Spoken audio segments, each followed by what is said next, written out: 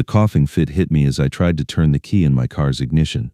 Not now. My chest seized, each breath like sucking air through wet concrete. I gripped the steering wheel, knuckles white, waiting for it to pass. "You okay, man?" Daryl tapped on my window, his lunch cooler slung over his shoulder.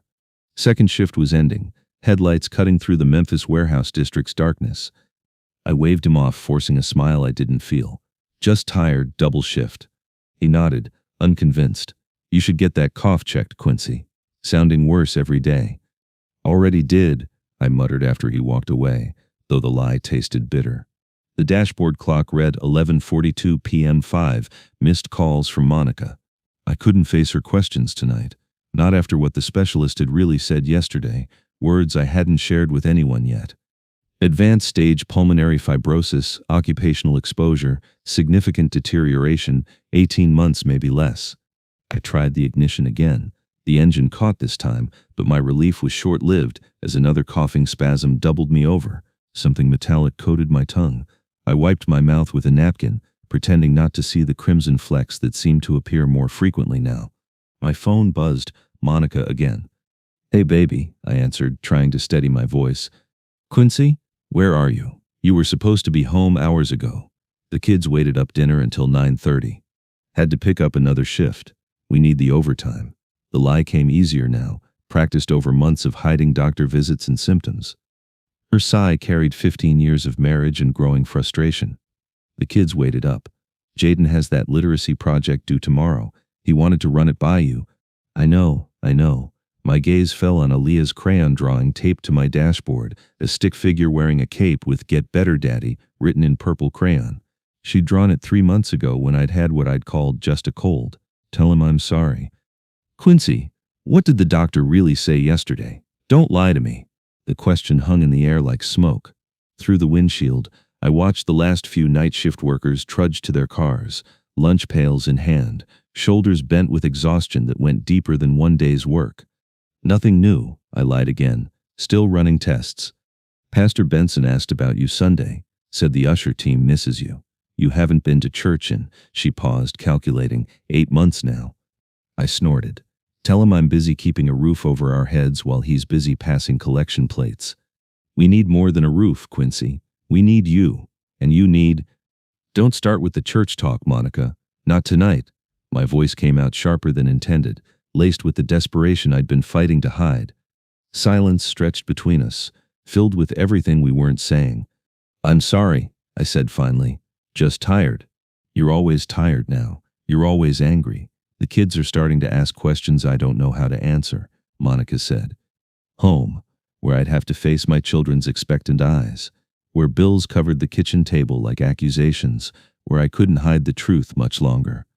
"I'm coming," I promised.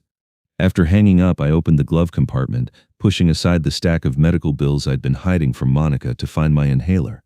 Empty. The new prescription sat on our kitchen counter at home, right next to the bottle of morphine the doctor had prescribed for when the pain gets worse. Monica thought it was just another antibiotic. I leaned back, closing my eyes. 22 years at Memphis Steel Fabrication. 22 years breathing whatever they pumped through those ventilation systems. Never missed a day until these last few months. Now the company doctors were questioning if my condition was even work-related, despite the dozen other guys from my line who were developing similar symptoms. "What am I supposed to do?" I whispered to the empty car. The silence felt like an answer itself, cold, indifferent, final. I pulled out my wallet, flipping past everything to the worn prayer card Monica had tucked in there years ago. Something about green pastures and still waters, words that meant nothing to a man drowning on dry land while his family slept, trusting him to somehow fix what couldn't be fixed. My phone chimed with a text from Nia. "Dad, when are you coming home? Mom's crying again." I stared at the message, thumbs hovering over the screen. 15 years old, and she was already watching our family fall apart. What could I tell her? That her father was dying?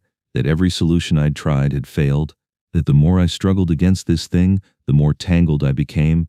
Instead, I typed, "On my way," and started the drive home through empty Memphis streets, each streetlight passing like markers counting down time I no longer had. The second shift always dragged worse than the first, but tonight felt different. My lungs burned as I loaded another pallet onto the conveyor belt, each breath a conscious effort. 3 hours to go, and already I was wheezing like I'd run a marathon. The warehouse air hung thick with dust particles dancing in the fluorescent lights, the same particles that had been slowly killing me for over 2 decades. "You sound rough today, Quinn." Greg, my line supervisor, appeared beside me with a clipboard, his expression mixing concern with irritation. "Maybe ease up on those cigarettes." I forced a laugh that triggered another coughing spell. Haven't touched one in over 4 years. Just this damn cold hanging on. Greg nodded, unconvinced, tapping his pen against the clipboard. "Well, production's down 12% on your station this week. Corporate's breathing down my neck. Need you to pick it up, or maybe consider taking some time off." "Can't afford time off," I muttered, lifting another box despite the knife-like pain that shot through my chest. The weight seemed heavier than it should, or maybe I was just getting weaker. As Greg walked away, I noticed someone new working the adjacent station. Older man, maybe 60, dark skin weathered by years of hard work. He moved with purpose, but without the frantic energy of most new hires trying to prove themselves. There was something steady about him, like he'd found a rhythm that worked regardless of where he was. Around midnight, during our 15-minute break, I sat alone on a stack of pallets behind the building, trying to catch my breath between coughing fits. The Memphis night was thick with humidity that made breathing even harder. The door creaked open, and the new guy stepped out, carrying 2 steaming cups. "Thought you might need this." He extended a cup toward me. The steam rose between us like an offering. "Name's Walter." I hesitated before accepting. In 22 years, no one had brought me coffee during break. "Quincy." "I know," heard the supervisor earlier. Walter eased down beside me with a quiet groan. "Mind if I join you? My knees aren't what they used to be, and these old bones need the company." We sat in silence for a moment, steam rising from our cups into the cool night air. I found myself studying his face in the dim light, calm, peaceful even. Not the look of a man beaten down by night shift warehouse work. "That cough sounds serious," Walter finally said, his voice carrying no judgment, just observation. "It's nothing," my standard response, automatic now. Walter took a sip, seemingly unbothered by my deflection. "Reminds me of my cousin Jerome. Worked 26 years at the chemical plant over in Nashville before his lungs gave out. Company said it wasn't their fault either. Funny how that works." My head snapped up. "Who said anything about fault?" Walter shrugged, still focused on his coffee. "Just an observation. I see how you hold your side when you breathe deep. See how you've got that prescription inhaler in your shirt pocket that doesn't seem to be helping much. See how you've been parking closer to the building each week because the walk's getting harder. You watching me or something?" I felt exposed, defensive, like he'd been cataloging my decline. "Just recognize suffering when I see it." His voice carried no pity, just quiet understanding that somehow made me feel less alone. "I've walked through some dark valleys myself, lost my wife to cancer 3 years ago, watched her fight every day until she couldn't fight anymore." The word fight hit me wrong. Well, I don't need nobody's sympathy. Got 3 kids and bills that don't care if I'm sick or not. Walter nodded, unperturbed by my hostility. "Got kids myself, grandkids too. Makes you think about what you're leaving behind, what kind of legacy we build with the time we have." The word leaving hit me like a physical blow. I hadn't allowed myself to think that far ahead, but suddenly I saw it. Monica trying to raise 3 kids alone, mortgage payments she couldn't make, Jaden's college dreams dying with me. "Look, man," I said, standing up despite the dizziness that had become constant. "I appreciate the coffee, but I don't need whatever church talk you're selling. Been there, done that, got the usher badge to prove it. Didn't work then, won't work now." Walter remained seated, unruffled by my outburst. "Not selling anything, Quincy. Just offering friendship to a fellow traveler. Sometimes the road gets lonely, and it helps to know someone else has walked the same path." "Yeah, well, break's over anyway." I turned to leave, but his next words stopped me. "You know," Walter said quietly, "there's a difference between religion and having someone walk with you when you're going through a dark valley." Something in his tone made me pause.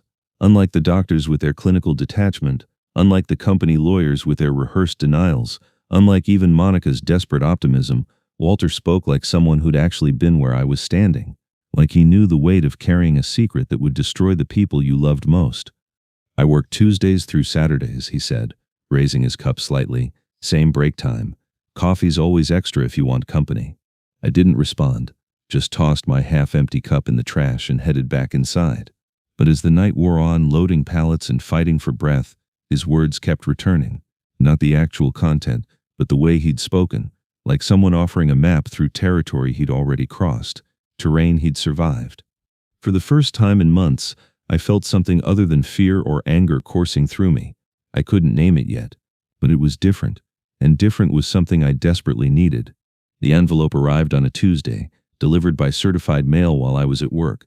Monica signed for it, and by the time I got home, she was sitting at the kitchen table with it open in front of her, her face pale.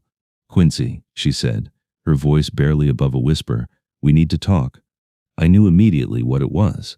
The results from the independent medical examination I'd finally consented to 3 weeks earlier, hoping against hope that the company doctors had been wrong. "Dad?" Nia appeared in the kitchen doorway, backpack slung over her shoulder. "Jason's picking me up for youth group. We'll be back around 9.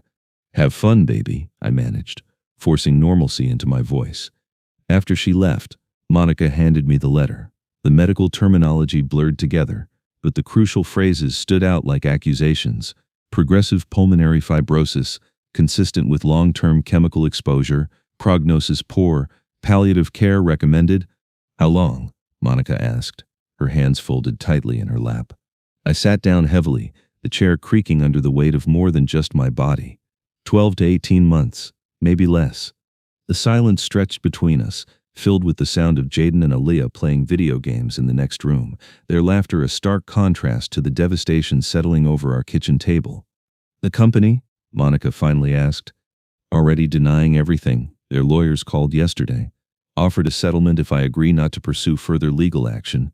$50,000 to keep quiet and die peacefully." Monica's hand flew to her mouth. "50,000? That won't even cover your medical bills." "That's the point." I rubbed my face, feeling every one of my 43 years. "They're betting I don't have the time or energy to fight them properly." "But you do, right? Fight them?" she asked. I looked at my wife, this woman who'd stood by me through 2 decades of love, who'd worked double shifts when I was laid off, who'd never asked for more than I could give, and felt the weight of letting her down one final time.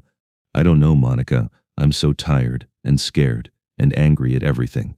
The company, the doctors, God, myself." She reached across the table, taking my hands in hers. "What about the kids? What about them?" The question came out harsher than I intended. "They need to know, Quincy. They're not stupid. Nia's already asking why you're taking so many pills, why you sleep sitting up in the chair, why you won't roughhouse with Jaden anymore." The thought of telling my children I was dying made my chest tighten further. "Not yet. I can't, not yet." Monica pulled her hands back, and I saw something I'd never seen before in her eyes, disappointment mixed with fear. "You can't protect them from this forever," she said quietly, "and you can't carry this alone." "I've been carrying this family alone for 15 years, I shot back. "What's a few more months?" "You haven't been carrying us, Quincy," Monica said. "We've been walking together. But now you're walking away from us, shutting us out when we need each other most." Before I could respond, Aaliyah bounded into the kitchen, her 10-year-old energy filling the space. "Daddy, will you help me with my math homework? Mommy says you're good with numbers." I looked at her bright face, unmarked by the knowledge of what was coming, and felt my heart break a little more. "Sure, baby girl, let's go see what you're working on." As I helped her with fraction problems at the kitchen table, Monica began preparing dinner, but I could feel the weight of our unfinished conversation hanging over us. Later that night, after the kids were in bed, I found a note she'd left on my nightstand. "I'm scheduling an appointment with Pastor Benson for Thursday. We need help carrying this, and I can't do it alone anymore. Please don't fight me on this. Memsa." I stared at the note for a long time, listening to Monica's quiet breathing beside me, before folding it carefully and placing it in my wallet next to her old prayer card. Maybe it was time to stop running from the only help that might actually matter. The hospital chapel was smaller than I remembered, just 8 wooden pews facing a simple altar with a plain wooden cross. I'd avoided this room during my 3 weeks of tests and treatments, even when Monica suggested it. Now, sitting in the back pew with trembling hands, I couldn't bring myself to look Pastor Benson in the eye. "I can't do this anymore," I whispered, my voice cracking like ice under pressure. "I've been fighting so hard, trying to be strong for everybody, but I'm drowning." Pastor Benson didn't rush to fill the silence. He'd been Monica's pastor for over 20 years, since before we were married. The afternoon light filtered through the stained glass, casting blues and purples across the small space, making it feel almost otherworldly. 12 years I've been an usher at your church, I continued, the words spilling out like water through a broken dam. Standing at that door every Sunday, greeting folks, collecting offerings, but never really walking through the door myself. Not truly. God doesn't measure our faith by our attendance record, Quincy, Pastor Benson said gently. I rubbed my palms against my jeans, trying to steady my shaking hands. The company lawyers called again yesterday, said there's no conclusive proof the chemicals caused my condition. 22 years on that line, breathing whatever they pumped through those vents, and they're acting like I couldn't finish the sentence. How's Monica holding up? Pastor Benson asked. She's stronger than me, always has been. I leaned forward, elbows on my knees, feeling the weight of confession. Last night I heard her praying with the kids after tucking them in. Eliawa asked if Daddy was going to heaven, and I just froze outside that door. Couldn't move, couldn't breathe, couldn't answer the question my 10-year-old was asking. What scared you most about that question? Pastor Benson asked. The truth surfaced before I could bury it, raw and exposed. That I don't know the answer. I've been in church a large portion of my life, but I've never really surrendered. I've been an usher, not a believer. There's a difference. Pastor Benson shifted toward me, his weathered hands folded in his lap. Remember last summer when Jaden fell off the back porch and broke his arm? You told me how you didn't hesitate, just scooped him up, carried him to the car, drove to the emergency room, stayed all night holding his hand. I nodded, confused by the change in subject. You didn't hesitate because he's your son. You walked through his pain with him, carried him when he couldn't carry himself. Pastor Benson's voice gentled. That's what shepherds do, Quincy. And there's a shepherd who's been waiting to do that for you. Something broke loose in my chest. All these years of pride, of trying to handle everything myself, of believing I had to earn what was freely offered. I don't know how to let him, I admitted. I've always been the one doing the carrying, the providing, the protecting. I don't know how to be the one who needs carried. When sheep get turned on their backs, we call it cast. They can't get up alone, Pastor Benson said. All that struggling just wears them out more. The shepherd has to come find them, set them right. No amount of sheep determination changes that fact. I wiped my eyes with the back of my hand, not caring that I was crying in front of another man. I'm scared, Pastor.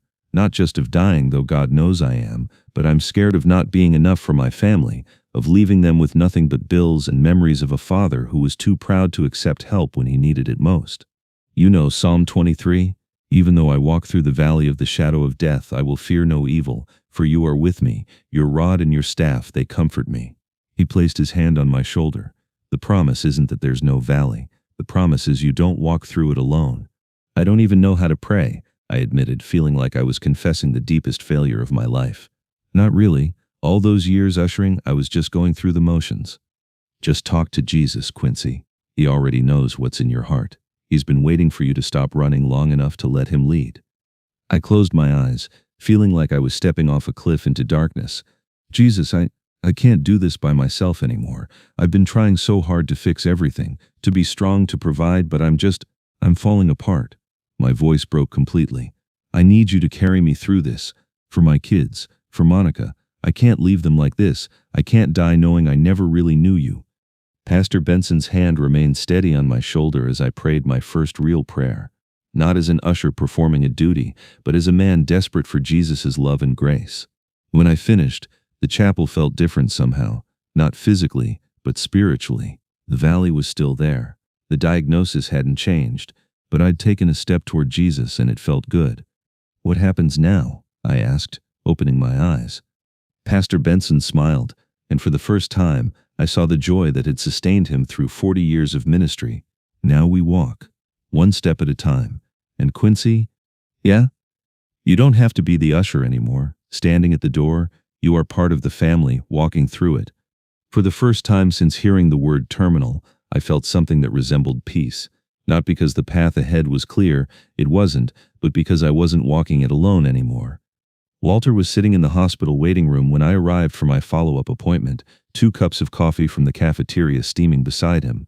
He didn't say anything about my red-rimmed eyes or the fact that I'd spent the afternoon in the chapel downstairs, but somehow I knew he understood. Rough day? He asked, offering me a cup.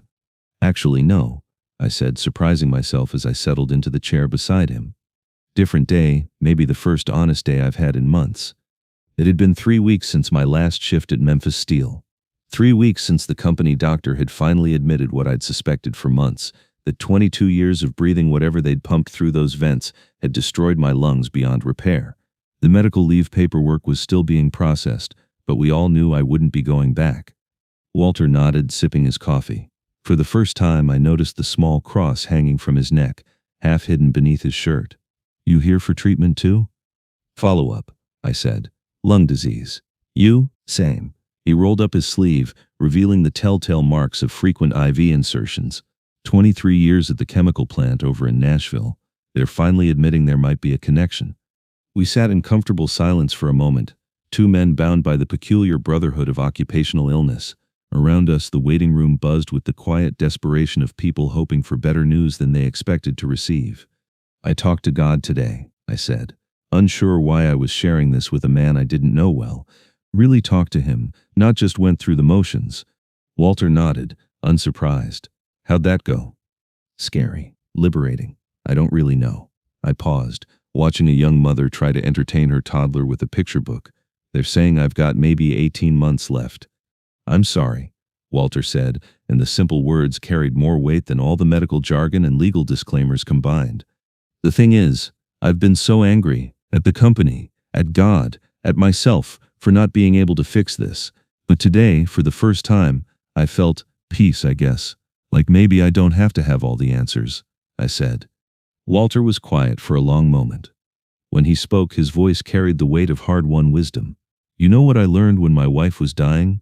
That there's a difference between giving up and letting go. Giving up is about defeat. Letting go is about trust. How do you tell the difference? Giving up makes you smaller, Walter said. Letting go makes room for something bigger than yourself to work. A nurse called my name, and I stood to leave. Will you be here next week? I asked Walter. Same time, same coffee, he said with a small smile. Sometimes the road gets lonely, and it helps to know someone else has walked the same path. For the first time in months, I looked forward to a medical appointment.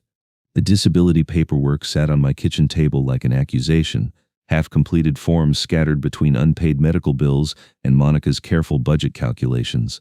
3 months of medical leave had drained our savings, and the workers' compensation claim was still tied up in legal disputes. You don't have to do this today, Monica said, refilling my coffee cup. She'd taken on extra shifts, working nights so she could drive me to appointments during the day. The exhaustion showed in the lines around her eyes. Yes, I do. I picked up the pen, trying to keep my hand from shaking. Pride won't pay the mortgage. The words on the form blurred together: permanent disability, inability to return to work, terminal prognosis. Each checkbox felt like another step down a path I'd never wanted to walk. My phone buzzed with a text from Walter. Coffee at hospital cafeteria, 2 p.m. Over the past month, our waiting room conversations had evolved into something deeper. Walter had become the friend I hadn't realized I needed, someone who understood the particular weight of carrying a terminal diagnosis while trying to hold your family together. Going to meet Walter, I told Monica. Back by dinner. She kissed my forehead, a gesture that had become routine since the diagnosis. Tell him I said hello. And Quincy, maybe today you could ask him about that support group he mentioned. I found Walter at our usual corner table, 2 cups of coffee and a manila folder waiting.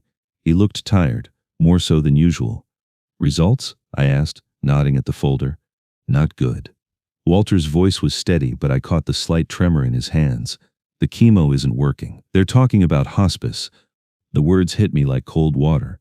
Walter had become my anchor, the person who'd walked this road before me and somehow maintained hope. If he was moving toward hospice. I'm sorry, I said, the words inadequate. Don't be sorry. Be grateful. Walter opened the folder, revealing pamphlets and contact information. I've been putting together resources, support groups, legal aid, financial assistance programs. I want you to have them. I stared at the carefully organized materials. Walter, you should be focusing on yourself. I am. He smiled, and for a moment I saw past the illness to the man he'd been before, strong, purposeful, unbroken by circumstance. Quincy, I found my peace years ago when my wife died. I've been living on borrowed time ever since, But you've got work to do. I frowned. What kind of work? Walter pulled out a business card. There's a lawyer in town, specializes in occupational illness cases. He's been building a class action against companies like ours. Your case could help dozens of other workers. I sat back with a wave. I can't afford a lawyer. He works on contingency. No win, no fee. Walter slid the card across the table, but that's not the real work I'm talking about. Before I could ask what he meant, he pulled out another pamphlet, this one from a local church. Support group meets Thursday nights. Men dealing with terminal illness, learning to navigate faith when everything falls apart. Walter's eyes met mine. They need someone who understands the valley, Quincy. Someone who's learning to walk through it with grace instead of just rage. I thought about my conversation with Pastor Benson, the prayer in the chapel that had changed something fundamental in my chest. I'm not qualified to help anybody else. I'm barely keeping my own head above water. That's exactly what qualifies you, Walter said quietly. The wounded healer is the only kind that matters. A week later, I sat in a circle of folding chairs in the basement of Mount Olive Baptist Church, listening to Jefferson, a man 10 years younger than me, with the same haunted look I'd worn for months, describe his diagnosis. Doctors say 2 years, maybe less. Companies already denying everything. Jefferson's voice cracked. My boy's only 4. He keeps asking when Daddy's coming home from the hospital. Around the circle, 7 other men nodded with grim understanding. Cancer, lung disease, chemical exposure, different diagnoses, same story. Corporations prioritizing profit over people, families torn apart by illness, men trying to carry burdens too heavy for human shoulders. Jefferson, I said, surprised to hear my own voice break the silence. 3 months ago, I was sitting where you are, ready to give up on everything. Let me tell you what I learned about giving up versus letting go. As I shared Walter's wisdom, I saw something shift in Jefferson's posture, the same loosening I'd felt in the hospital chapel. Around the circle, other men leaned forward, hungry for hope that didn't deny their reality but somehow transcended it. After the meeting, Pastor Benson pulled me aside. You have a gift for this, Quincy. These men need someone who's walking the same road. I don't know what I'm doing, I admitted. None of us do, he said with a smile. That's what makes room for God to work. The envelope from the law firm arrived on a Tuesday, thick, official, and carrying news that would change everything. Monica and I sat at the kitchen table as I read through the settlement offer, my hands shaking slightly from the medication I now took daily. How much? Monica asked, her voice barely above a whisper. For me personally, $250,000. I looked up from the papers. For the class action, $7.5 million split between 43 workers. Monica's hand flew to her mouth. That's enough to pay off the house, set up college funds, leave you and the kids secure. I set the papers down carefully. But there's a condition. I have to agree to a confidentiality clause, no speaking publicly about the case or the company's practices. We sat in silence, processing what this meant. Financial security for my family, but silence about the truth that could help other workers. What do you want to do? Monica asked. I thought about Jefferson, about the support group that had grown to 15 men in just 2 months, about the other workers who were just beginning to show symptoms. I'm calling Walter. When I dialed Walter's number, his daughter answered. I'm sorry, Mr. Quincy. Daddy passed 3 days ago. He was asking for you at the end. The funeral was small. Walter's family, a few friends from the support group, and me. During the service, his daughter shared how Walter had spent his final weeks organizing resources for other sick workers, making sure no one else would have to walk the valley alone. Standing at the graveside, the weight of Walter's legacy settled on my shoulders. He'd given me more than friendship. He'd shown me the difference between surviving and living, between existing and having purpose. That night, I called the lawyer handling our case. I want to counter their offer, I told him. Quincy, this is a good settlement, more than we hoped for. I want the confidentiality clause removed, and I want them to fund a foundation for workers with occupational illnesses, medical support, legal aid, family assistance. They'll never agree to that, the attorney said. Then we go to trial. Walter didn't spend his last weeks gathering evidence for us to hide it, I said. It took 6 more months of negotiations, but eventually, the company agreed. The Memphis Steel Workers Health Foundation was established with an initial funding of $2 million, with ongoing contributions tied to company profits. More importantly, The settlement required full disclosure of workplace hazards and comprehensive health screening for all current employees. The foundation's first act was to hire Jefferson as a coordinator, giving him purpose and income while he dealt with his own illness. The second was to establish a support group network across Tennessee, with trained facilitators who understood the unique challenges of occupational illness. The plot twist came on a Thursday afternoon, 8 months after Walter's funeral. I was sitting in Dr. Martinez's office, expecting to discuss hospice arrangements, when she walked in carrying a thick folder and wearing an expression I couldn't read. "Quincy, I need to show you something," she said, pulling up images on her computer screen. "These are your latest chest x-rays from yesterday, compared to the ones from 6 months ago." I leaned forward, squinting at the black and white images that had become a regular part of my life. To my untrained eye, they looked the same. The characteristic honeycomb pattern of scarred lung tissue that had been steadily worsening for months. "I'm not sure what I'm supposed to see," I said. Dr. Martinez pointed to several areas on the newer images. "The scarring here, and along this entire lower region, it's not worse. In fact, in some areas it appears to be improving." Improving? The word didn't compute. "But you said pulmonary fibrosis was irreversible." "It is, or it should be." She pulled up another set of images. "Look at your pulmonary function tests. Your oxygen saturation is up 15% from last month. Your lung capacity has increased. Quincy, by every medical standard I know, this is impossible." I stared at the numbers on the screen, afraid to hope. "Are you saying I'm getting better?" "I'm saying something is happening that I can't explain medically."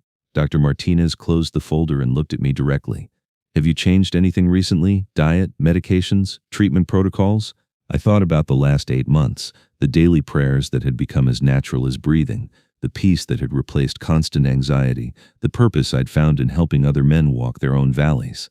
"I've been going to church, praying, helping other people with similar diagnoses." Dr. Martinez interrupted. "I've been practicing medicine for 25 years, and I've learned not to dismiss anything that helps patients heal. Whatever you're doing, keep doing it.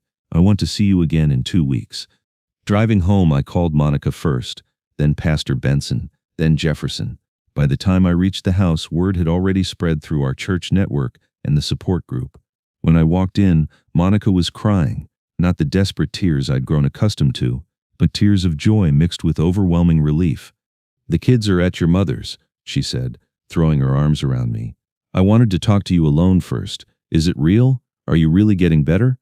"I don't know," I said honestly, "but something's happening, something good." That evening, we attended Wednesday night service together for the first time since my diagnosis. During the service, communion was served. After hearing a teaching on the benefits of discerning Jesus' body and blood, I had been taking communion at home. Pastor Benson read from 1 Corinthians 11, "This is his body broken for you."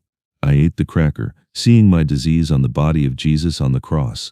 My heart wept because I knew my disease made it harder for him to breathe, yet Jesus took it anyway. My lungs fully expanded without pain. When Pastor Benson offered the cup, he quoted Isaiah 53, "But he was pierced for our transgressions, he was crushed for our iniquities. The punishment that brought us peace was on." Throughout the service, I'd been breathing normally, no wheezing, no strain, no constant awareness of the effort required. Monica was staring at me, her eyes wide.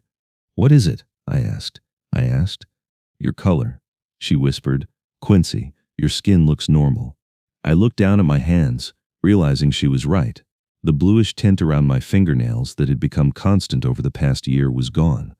3 months later, Dr. Martinez sat across from me in her office, shaking her head as she reviewed my latest test results.